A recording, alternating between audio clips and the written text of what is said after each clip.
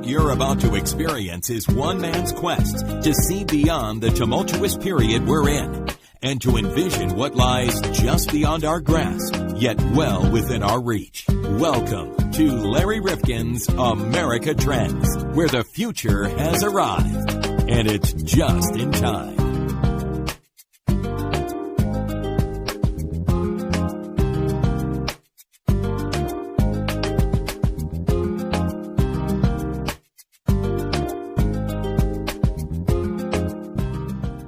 Welcome back to America Trends. Larry Rifkin and John Krofsik. John, we've done a lot of talking about border security, immigration related topics. And honestly, we need to, because it's in the news. It's not something that's in just the daily scrum. This is something that America has got to grapple with. And you know, and I know, that nobody's done a damn thing in about 30 years to really address this. One party likes to exploit for their own benefit. The other party likes to expel. So they're both really, here without some stain on their record as to how long they have allowed all of this to persist. Some might have said in the past the Democrats want new voters and the Republicans want cheap labor. I mean, so they're all getting something out of this. But now that it seems to be boiling over as an issue, what are they really willing to do to correct the situation? Well, we got to fix our immigration system. We got to demand our Congress fixes our immigration. We can't have people, I don't believe, flooding over the border. You know, I think we need a legitimate immigration system that works somehow, and we need to have that conversation. And let's be honest about it. America has been built on immigrants. We're all immigrants. I'm an immigrant because my grandparents were immigrants. I mean, this is the way it works. So let's dispel this notion that we don't need people to come in and refresh the American experiment. That's ridiculous. It really is, because this stagnant pool, if we don't allow anybody in, will not flourish. Look at some of the greatest innovations today in Silicon Valley. Look at the people who are doing it. They're people who came over here and they started companies. They went to our higher education institutions. They didn't go back to China or Asia or, Europe or wherever. They stayed here and they're doing it here. No, there's some brilliant people. I just think what's sad is going around is the slave labor that's coming over the border. These are hardworking people. These are not. And, they pick them up at one of the stores and they go strip a roof and they get a couple of bucks for it. I mean, I think it's really a sad situation we've started here. No, absolutely. And look, I don't know what Donald Trump thinks he's doing about a legacy, but I like this saying that I heard from a historian. America puts up statues to those who open doors, not construct walls. So there are better, more sophisticated ways of securing the border, but neither party is willing to make some of the political trade-offs that I think are required to do the right thing comprehensively and strategically for our nation's future. Now, there is a conservative, though a more mainstream conservative think tank that you and I turn to an awful lot, and we really like them, the American Enterprise Institute. And Pia Orrenius is one of their scholars, and she and other scholars there have been looking at the fact that the U.S., and they said it very boldly, the U.S. needs workers, not a wall. Now, when you hear that, you say, okay, I think what they mean is we need all these high-skilled people to come in here. But, John, the surprise in this podcast is going to be that she said, no, we need actually people on the lower end of the capability scale or the skill scale. We still have a lot of jobs here that Americans can't pick up. So whether it is the visas to go and pick crops, whether it's to clean homes, whether it's to manicure lawns, whether it's to put up those roofs, but we've got to get a sane approach to this. Absolutely. Rather than saying once somebody's here and really is a part of the American fabric in communities, they've got to go back. Yeah, no, it's ridiculous. It's crazy. But you know what? I blame Congress. I don't even blame Trump, because Congress is the lawmakers of the land, and they refuse to do anything because they just want to line their pockets, I believe. and be rich and not get voted out. Well, the thing is that here's where I really think Donald Trump has made this a lot worse. First of all, he's made ethnicity part of a conversation that it shouldn't be. These are really industrious, and in many cases, when we're talking about asylum, which is somewhat of a different issue, these are people who are in deep trouble in their own communities, in their own countries. But beyond that, he also had a deal on the table. The Democrats were offering, I think it was $22 billion toward security, but it really wasn't wall involved. And he pushed that away, even though he said that he was in favor of that with DACA and all of this. And we just are at a worse place, perhaps, in terms of the dialogue and the conversation than we were before he came in. And he keeps talking about this issue as a way to divide Americans. And it's not the right way to approach this. Well, I disagree with you in a worst way. I think it's good it's out of the bag. We've been dealing this with at least since Ronald Reagan, I think. So, but then we shove it under the carpet and it never goes away. So I think it's good it's out there. The trouble is, if there's leadership to bring it home. Well, that's the problem. And that's the problem. Well, listen, why do we need more workers and not a wall? Let's talk about it today with Pia Orrenius here on America Trends. With us on the line is Pia Orrenius, and she's with the American Enterprise Institute. And she and Madeline Zavadny have written a very interesting piece called The U.S. Needs Workers, Not a Wall. And Pia, a lot of people might consider that to be blasphemous. We've heard so much from leadership in America about the necessity of a wall. So how can you say with such certainty, because we've heard just the opposite, that a wall is really not the answer? Well, the argument we make, and of course we were writing this as the government was shut down partly over funding for a wall. The argument that we make is that if you look at the statistics and the nature of current illegal immigration, if you will, and what's going on along the southwest border, you see that the problems there are not the ones that would be best addressed by a physical barrier, but rather by a number of different, policies. And so it's two things. One thing is, yes, we do need the workers. That's a different issue. But the other thing is that the wall is not the adequate answer to the problems on the border currently.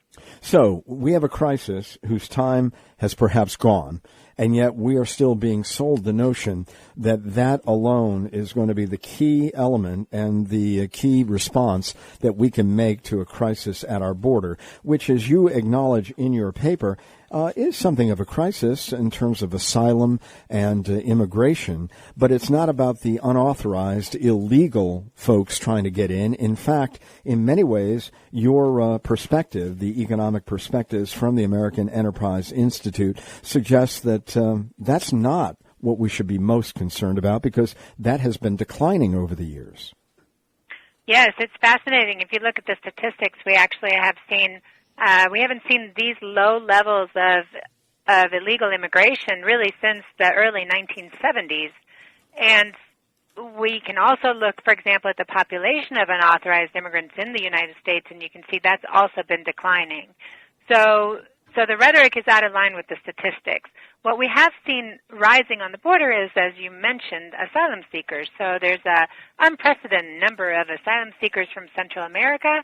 And the other interesting change is that they're overwhelmingly families and unaccompanied children. So that's the change. But this is not the illegal immigration, that I began studying, in the 1990s, when it really was, sort of a crisis. If you think of the numbers of people that were coming across, hundreds and hundreds of thousands were crossing successfully every year. And coming into the U.S. and so that it's a very, very different situation today on the border. You remind us in this report, and you have a very bold sub-headline, border enforcement is working.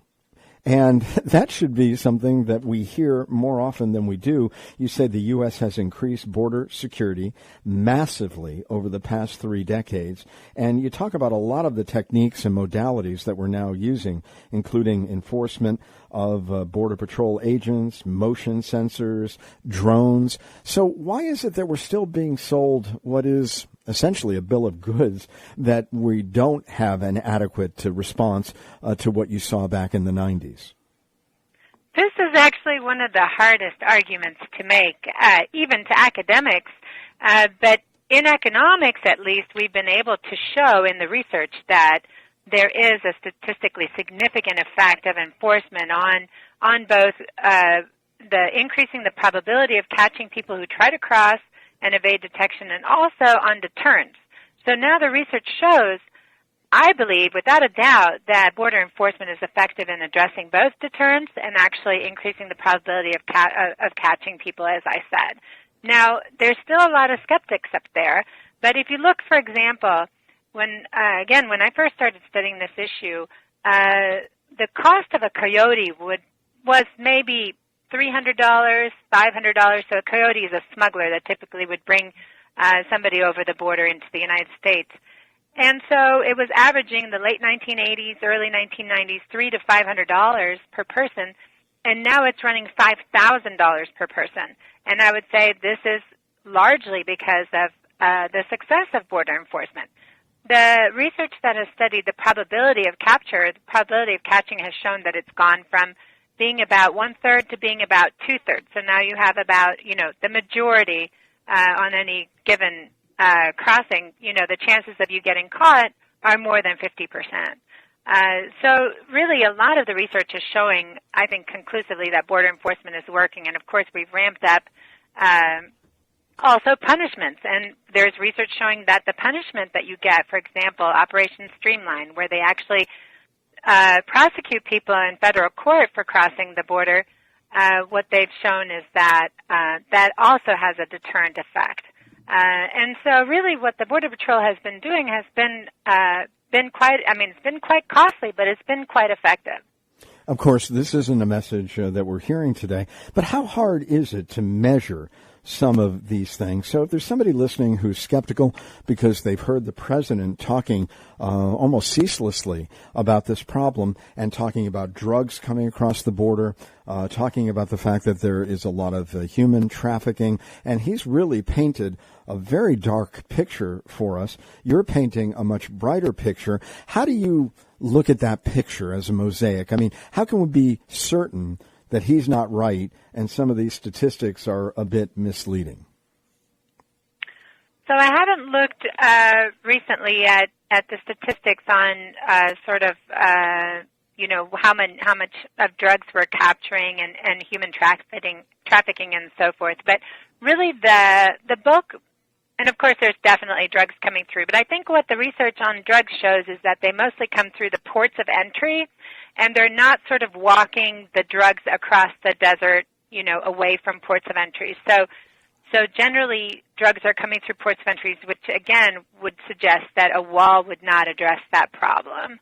Human trafficking, that's a tricky subject. A lot of people, so the regular type of smuggling that we see, which is sort of run-of-the-mill smuggling, just bringing people across, that's sometimes referred to as human trafficking, but actually human trafficking is very different, and human trafficking is pretty rare. So again, you don't want to sort of confuse the two. In general, most of the activity along the border, is sort of the standard unauthorized immigration, where people are either coming in with a visa and intending to overstay and violate the terms of the visa, or they're, coming through the desert and trying to evade detection. That's sort of the typical, and that really is the lion's share of activity on the border, with both drugs and human trafficking being the exceptional cases. And then, of course, now we're seeing the rise in humanitarian migration and asylum seekers and so forth, and so that's also far more common. Well, I do want to get to you. Okay, I'm sorry. Go on. No, I just wanted to follow up also because related to what your question is the question whether immigration, particularly undocumented immigration or illegal immigration, is related to crimes. And and the incidence of crimes in the United States. Yes. And so that's, we can also talk about that because that's also a tenuous link. Well, again, that's something that we're being told with regularity, and it's going to be a big part of the conversation in 2020 because the president seems to think that as a political issue, it really does get people's attention. So I'd like people to have attention on an issue if it's real. If it's not real, then I'd like them to think about other things like comprehensive immigration reform so that we can have the workers we need going forward. And we're going to talk to you about why that is so important in a moment. But I just want to make certain that if somebody is of the mind that they're hearing about all these horrible things that are going on at the border, why they should be a little bit jaded and jaundiced about how that information is derived. Well, and so on that note, I would just like to point out, because another argument for a border wall has been to prevent immigrants from coming in and committing crimes. Now, so we did a review of the research that's been done on the link between immigration and crime, and you would be surprised to find that the great majority of research finds that immigrants are less likely to commit crime than U.S. citizens, U.S. natives, if you will. And legal immigrants are the least likely, followed by undocumented immigrants, and then U.S. natives are more likely than both those groups to commit crime, both property crime and violent crime.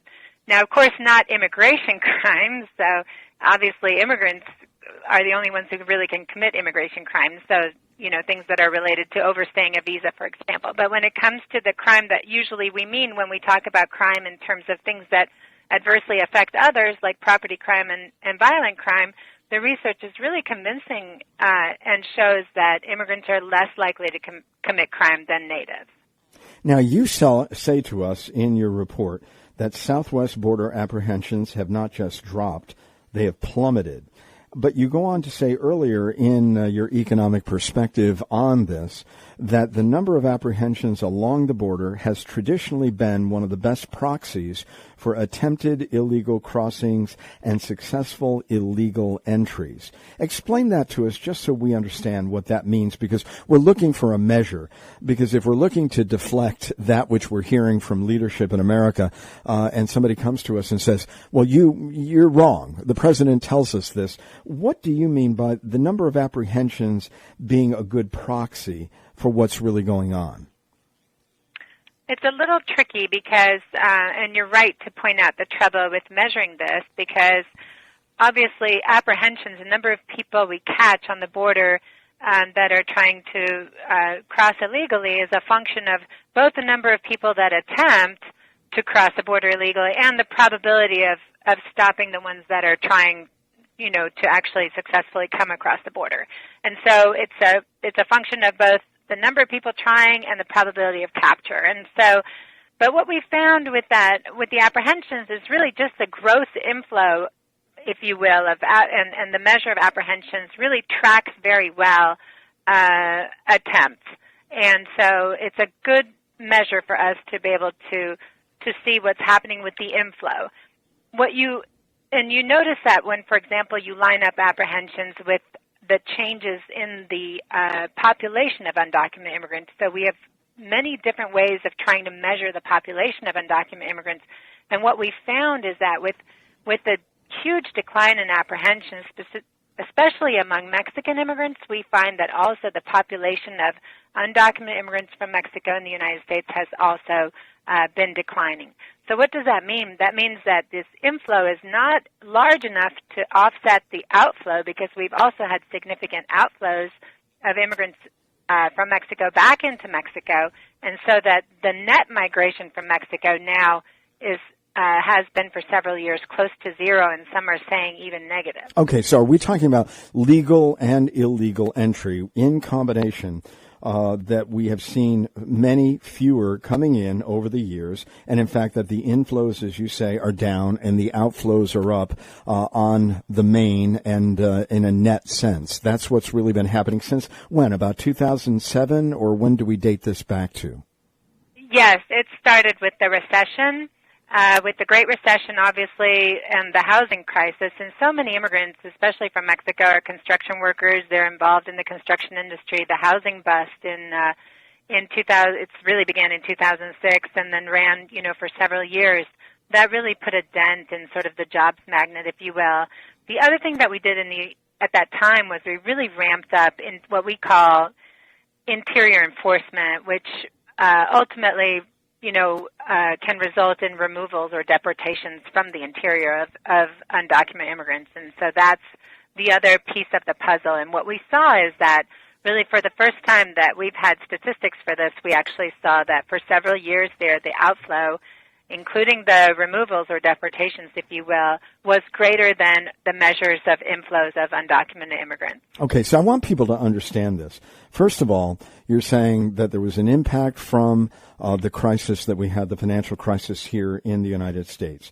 We've also had a lot stricter enforcement, more border measures, the ones that I mentioned earlier about drones and a whole range of things that we put a lot of money into, administration after administration, when there are many of us who have been critical of the whole process of immigration and how both parties have handled it. So that has been going on, perhaps in not a comprehensive way in terms of looking at immigration, but at least some of these measures. Then you tell us that in addition to those things, that we have also had tougher interior enforcement, as you said. And I'd like you to describe what that looks like, because the president keeps calling out these immigration courts and judges for extreme ridicule, saying they're the worst in the world. People end up going all hither and yon, and we never know where they are, and we can never find them again, and they're just lost in the soup in America. Can you help us understand that? Sure. So first, in terms of the enforcement measures that have been implemented really in the last 10 years in the interior of the country, it really is, like you pointed out, a mishmash of both state initiatives and federal initiatives. And so some of the federal initiatives, for example, are the secure communities, for example. Some of the state initiatives are the E-Verify provisions. So E-Verify, is in some states it's mandatory that employers check the authorization of their employees or their new hires, make sure that they're authorized to truly work in the United States, and they allow them to verify this electronically. And apparently, in the past, people have used a lot of fraudulent documents to be able to qualify to work in the United States, whereas now if you can, as an employer, check those documents against the government database in real time and electronically, then obviously you can prevent, the hiring of undocumented immigrants. And so in some states, this is mandatory for all employers. So that's what we call the E-Verify provisions. And so those are an important piece of the puzzle as well. The other part is secure communities, and we actually saw between secure communities and some other measures that were implemented really in the last 10 years, we saw that deportations and removals from the interior of the United States went up to well over 300,000 people a year, which was really a record amount. And much of that during the Obama administration, correct? Exactly. That was the irony, was that this ratcheting up of deportations actually happened, yes, that's right, under the Obama administration. And why don't we have 100% usage of E-Verify? I mean, that would seem to be such a simple thing to do. You remind us that it is substantial now. Over 50% of the new hires have to be authorized to get a job. But why isn't that 100%? Well, so in most states it's still voluntary whether employers want to participate in the E-Verify or not. And of course it is a little bit costly for employers to have to sort of assign somebody to run the records through the government database and so forth. So probably if employers think, I don't think I have a problem, or perhaps they say, I don't have any immigrants working for me, and I certainly don't have any illegal immigrants working for me, then they may decide, not to go through the trouble of running, the E-Verify checks. And so, the majority of employers still do not use it. Nevertheless, a lot of the large corporations do, and so that you're right. We've found that over 50% of new hires in the United States are now currently being run through E-Verify. And this, in other research that we've done, is actually a large deterrent, for the employment of unauthorized immigrants. So it's a program that is fairly cheap compared to border enforcement. It's cheap compared to interior enforcement. It's actually a very cost-effective alternative to other types of enforcement, and it affects, it's a deterrent for illegal immigration because obviously it's affecting the jobs magnet. It takes that away. It takes some of the pull away. And so we've argued that in terms of all the, a menu of enforcement mechanisms, this mandatory verify on a national level would make sense. Absolutely. Well, I think that is going to be coming down the road in a comprehensive package at one point. Pia Orrenius is with us from the American Enterprise Institute. And I think it's really important for people to understand that there are also factors going on in Mexico. And then I want to get to other parts of Central America. And then I want to talk about why we need new workers, not a wall. But you tell us that the drop in unauthorized immigration is also due in part to demographic and economic changes in Mexico. I mean, Mexico's doing pretty well right now, but they've had a drop in birth rates. So there are fewer younger adults with less reason to leave. They also, while they have high violence and limited economic opportunities, you tell us, in certain parts of the country, other parts are doing quite well.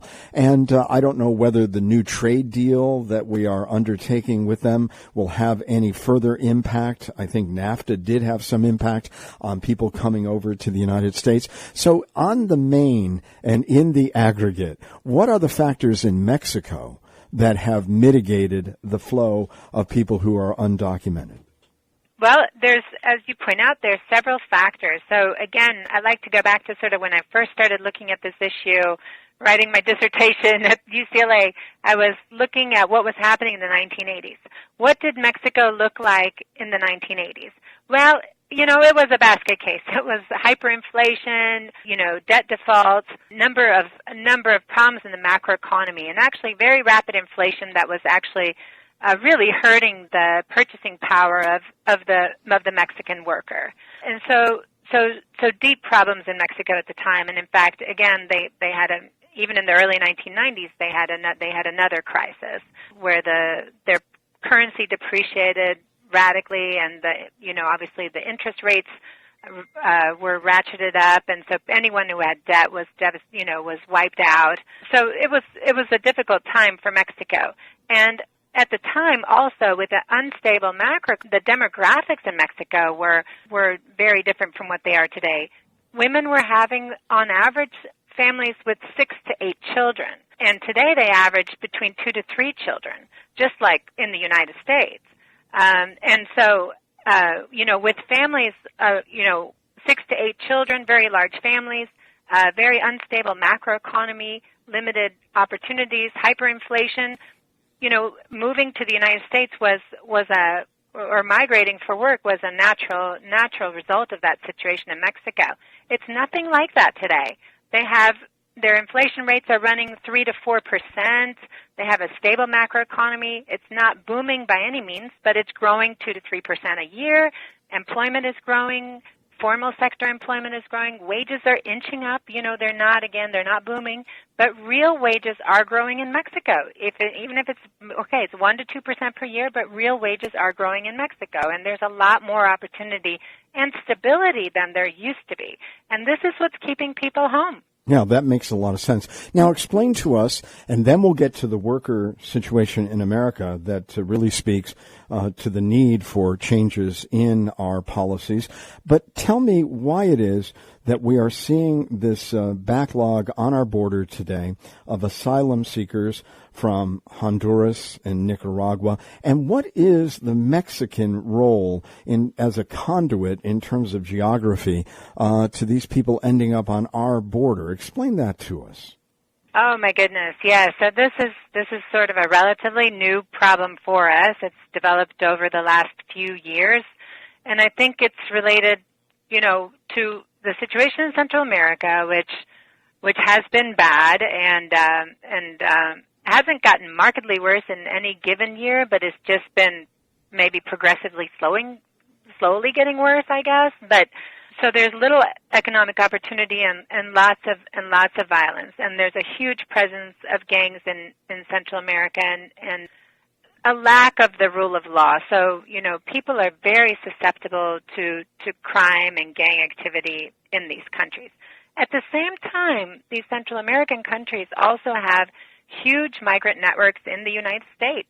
going back to the 1970s and 1980s when there were civil wars in many of these countries, a lot of the Central Americans came here as refugees or asylum seekers then as well as a result of those civil wars.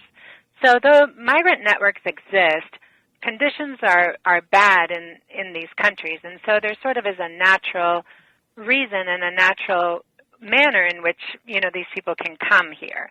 Contributing to sort of the natural push and pull factors, if you will, is asylum laws and the problems with some of the processing and the backlogs in immigration courts.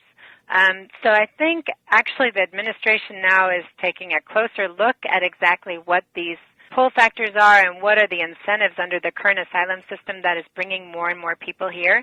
But one hint, for example, is why are the majority of these asylum seekers from Central America unaccompanied minors, for example, mm-hmm. and women and children? So the reason for that is directly, it correlates directly back to the laws that govern asylum seeking. So there is a law that protects unaccompanied minors. If you've been abandoned by a parent, you can claim, there is a rule for you that would allow you to stay in the United States. And so people are rationally taking advantage of these opportunities. And then, of course, there's the way we've been for the last few years also treating women that are subject to domestic violence, they've also been able to claim asylum for that. And so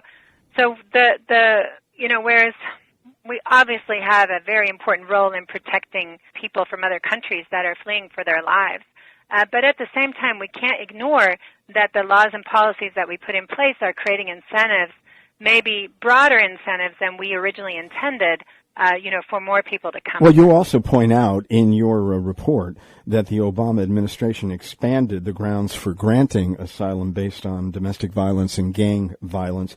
So we understand that. But we're all, I think, in America today very confused between immigration and asylum. And I think those two are being put together in a blend and used for political purposes, but they're very different issues. They are absolutely different issues, and they have different solutions. And so asylum obviously is how to treat asylum seekers and how to do it in an efficient, fast way is very tricky. We saw a recent, in Europe they had a unprecedented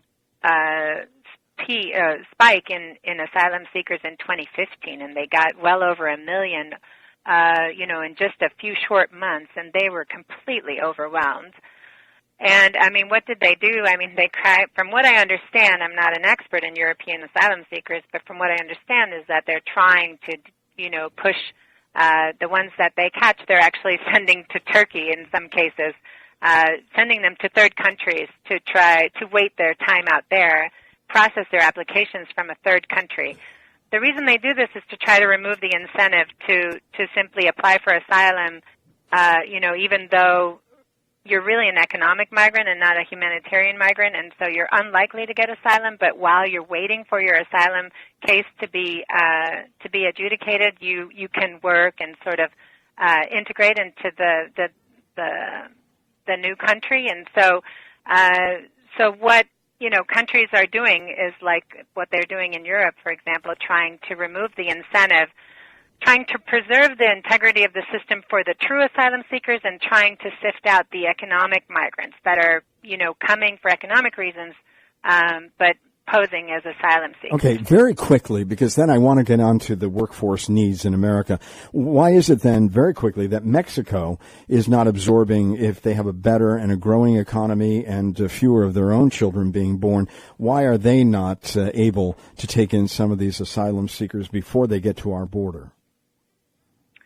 So I think a lot of that has to do with, obviously conditions, pay and work opportunities are still better here than they are in Mexico. But also the migrant networks, as I mentioned earlier, family members and so forth are already here for a lot of the Central Americans that are coming. They have family here. They don't have family in Mexico because there hasn't been a tradition of really Central American settlement in Mexico. Now, that said, I do want to say that Mexico has a really important role to play in these caravans and other streams of asylum seekers from Central America. And they've been doing a really important job stopping thousands, tens of thousands of asylum seekers and deporting them or allowing them to stay or taking them back to Central America.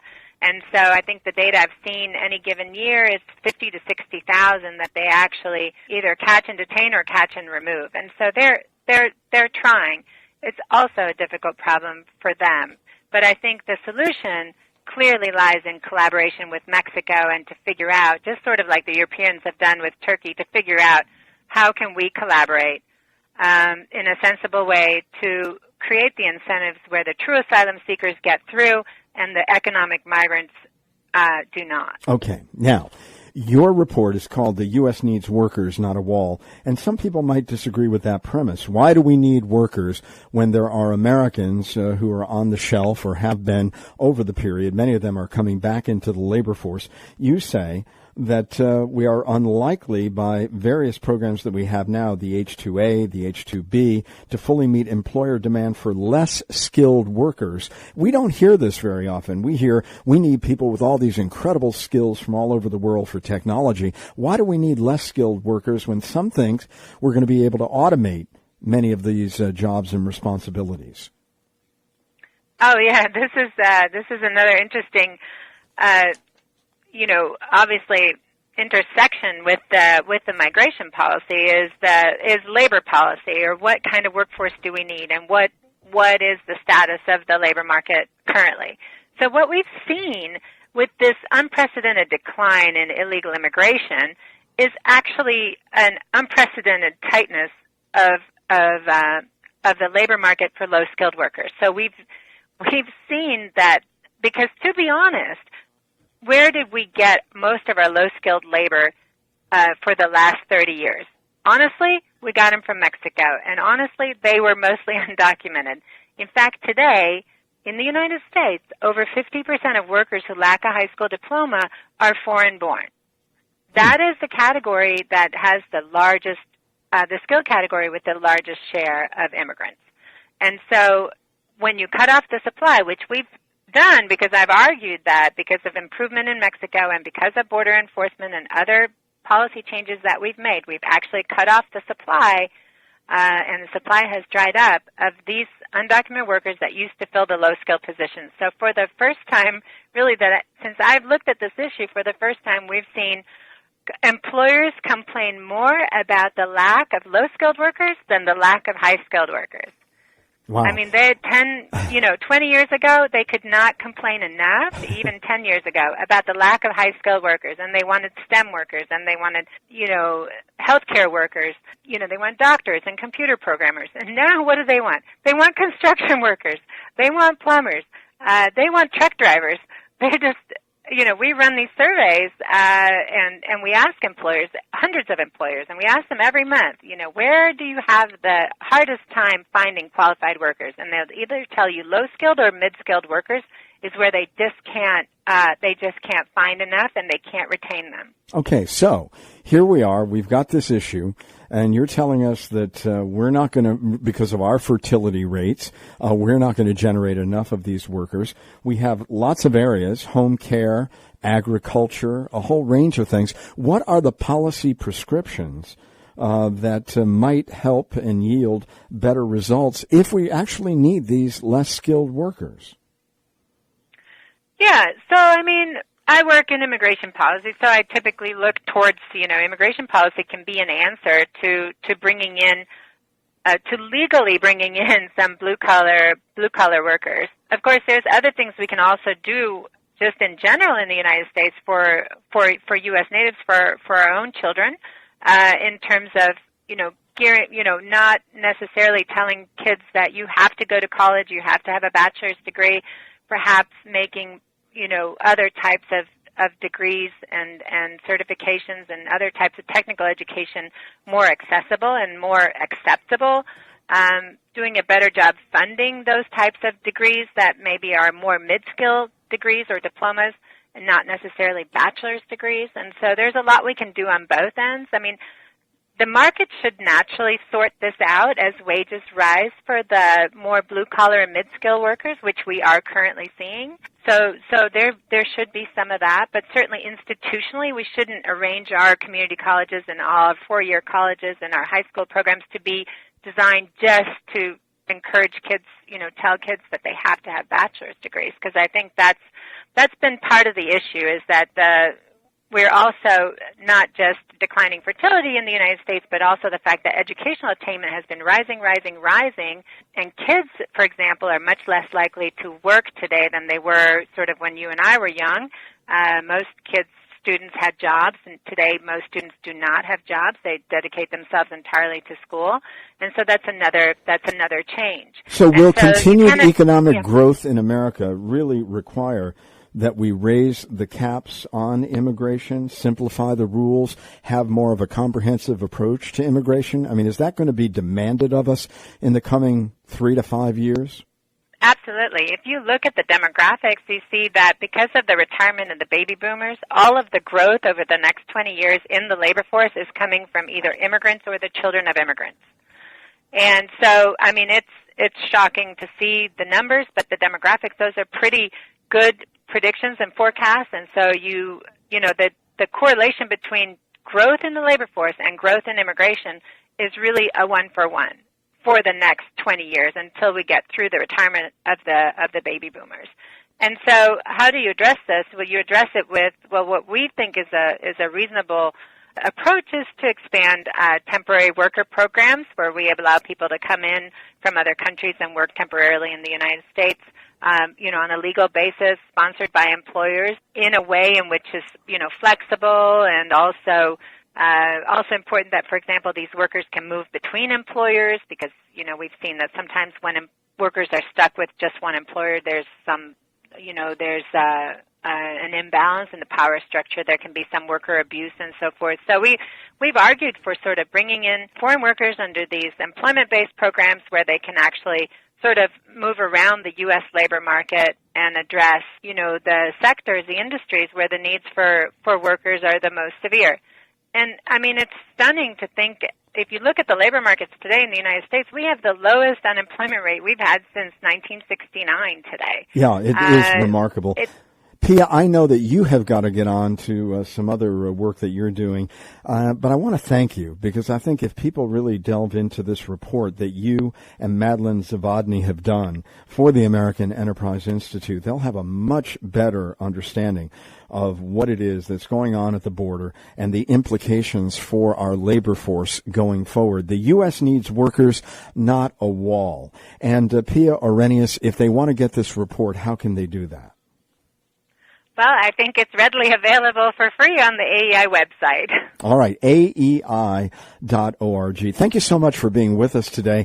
And we really brought you through it in a very detailed way, but I think people need to understand, because there is a lot of misinformation that they're getting today, and I think you have helped to clarify it on America Trends today. Thank you. Thank you for having me on. Hey, Larry. Yeah, what's up, I've John? got some exciting news for you. Well, let's hear it. We're part of the MHNR network. And where can we find that? That's MHNRnetwork.com. I'm going there right now. All right.